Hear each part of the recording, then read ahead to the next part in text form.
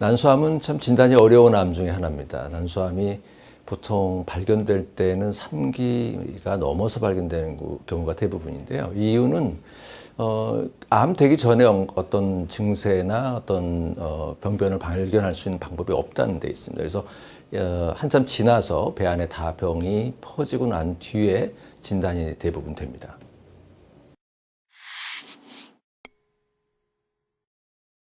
예, 일부는 난소암도 유전이 됩니다. 특히 이제 BRCA, 브라카라고 이야기하는데요. 브라카란 유전자가 변형이 있을 때에 유방암하고 난소암이 같이 발견되는 경우가 있습니다. 그런 경우는 우리가 보통 유전성 난소암이라고 이야기를 하고요. 브라카 유전자가 변형이 된 경우에는 일생에 거의 한 80% 정도로 암이 발생할 확률이 있습니다. 무슨 얘기냐면 유방암도 발생하고 난소암도 같이 발생할 확률이 80%라는 얘기는 굉장히 높은 겁니다. 그래서 비교적 그 진단이 유전자가 변형이 된 게 확인이 되는 경우에는 예방적으로 유방의 일부를 제거하거나 그다음에 난소를 제거하는 방법을 선택할 수가 있습니다. 하지만 이제 병이 진행되기 전에 진단되기 전에 미리 수술을 한다는 게 사실은 아직 우리 일반 사람들에게는 받아들이기 어려운 그런 상황이라서 아직 우리나라에서는 많지는 않은데 전체 난소암 환자의 한 20% 정도가 이런 유전자 변형에 의해서 생긴다고 알려져 있습니다.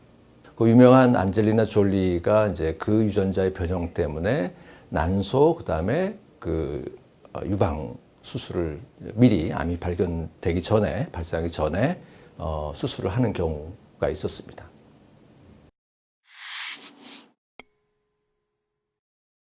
난소암은 예전에 비하면 많이 치료 방법이 좋아졌습니다. 한 1970년대에는 난소암이 걸리면 뭐 3개월 이내 돌아가신 분들이 대부분이었는데 최근에 파크리탁셀, 그다음에 시스플라틴 이런 약물 제제들이 많이 발견됐고 그다음에 베바시즈맙이라고 하는 표적 치료제 이런 게 발견되면서 최근에는 1970년대에 비하면 굉장히 괄목할 만한 생존율의 향상을 보여주고 있습니다.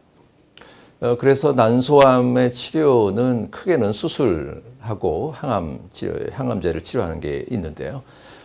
대부분 처음에 대부분의 덩어리를 제거하는 것이 제일 중요합니다. 그래서 첫 수술 때에 큰 덩어리를 가능한 한 많이 제거를 해서 눈에 보이는 게 없을 정도로 제거하는 게 중요하고요. 수술하고 나서 그다음에 이제 항암제를 사용을 합니다. 보통 6회에 걸쳐서 3주 간격으로 시행을 하는데 굉장히 반응이 좋습니다. 그래서 약간 60%, 70% 환자분들은 수술하고 항암제를 통해서 병이 거의 안 보이는 정도로 되게 됩니다.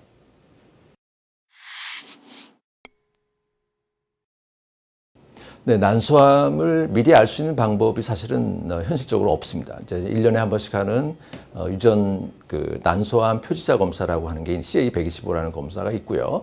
그다음에 주기적으로 초음파를 하거나 산부인과를 방문하는 수밖에 없는데 사실 그런 방법을 한다 하더라도 실제 암이 되기 전에 난소암을 미리 발견한다는 것은 현실적으로 현재로서는 불가능한 상태입니다. 그래서 뭔가 혹이 만져지거나 아니면 배가 불러오거나 하는 그런 증상들이 있을 때 빨리 산부인과를 가서 검사를 받는 방법이 현재로서는 최선입니다.